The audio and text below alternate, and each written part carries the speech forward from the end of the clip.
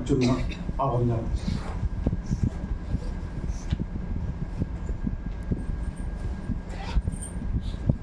আজকের এই কবিতা পাঠের অনুষ্ঠানে যে সকল গুণীজন উপস্থিত রয়েছেন মঞ্চে এবং মঞ্চের সামনে, আপনাদের সকলকে হিয়াভরা দণ্ডবত, শ্রদ্ধা, ভক্তি জানিয়ে ছোট ছোট দুখানি কবিতা পাঠ করে শোনাচ্ছি।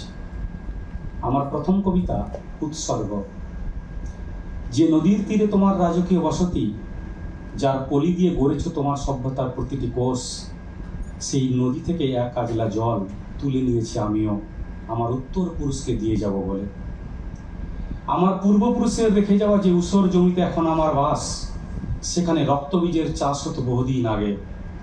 দুর্নীতির রাসায়নিক প্রয়োগে আমার রত্নগর্ভা মা সন্তান রত্ন বিজয় না। সম্মুখ একলব্যের পাঠশালা আজ বন্ধ। নীতির খালে কুমির ঢুকিয়ে দিয়ে জ্ঞানগঙ্গার দখল নিয়েছে যারা, তারা সব তপস্বী বেড়াল। আমি এই বেড়ালের গলায় ঘণ্টা বাঁধতে চাই আমার উত্তর পুরুষকে চেতন করব বলে। তোমার নামের উপসর্গে যে পরিমাণ বিষ, এই বিষে এখনো আমার পূর্বপুরুষেরা শরৎ বসন্তের ভোরে বধ হয়। ক্রনিক ব্যাধিতে আক্রান্ত হয় আমার রাজকীয় ঐতিহ্য।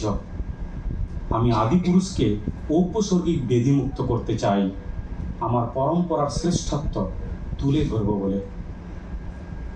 আমার দ্বিতীয় কবিতা, আমি উত্তরবঙ্গের মানুষ, রাজবংশী আমার মাতৃভাষা, সেই ভাষায় একটা কবিতা আপনাদের পাঠ করে শোনাচ্ছি। কবিতাটির নাম কাহফের ভালোবাসা কয়। সোনালী ধানের গন্ধে এলাও কেত নিধুয়া পাথা পোয়াতি হয়, এলাও কেত শিমুল গাছত অগুন লাগে ফাগুন মাসে। কতজনের প্রীতির যে আরো কতজনে মজে, মানসিয়ে মুখ কয় লাভ নাই বারে। বুলবুলিতে ধান খাবে, শিমুল ফুলের পিরিত যাবে উড়ি।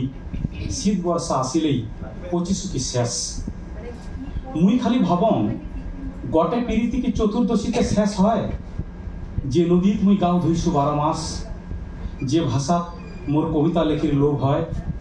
যে ঠিকুনার আউসা বাতাস মোক বাউ দিয়া বেনায়।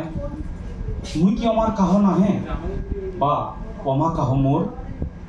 আদর সোহাগের মানসি মোর মেলায়, পিরিত বুলি ছোট করে কাহ, কাহ ফের বুক ডাঙ্গিয়া ভালোবাসাও কয়। নমস্কার।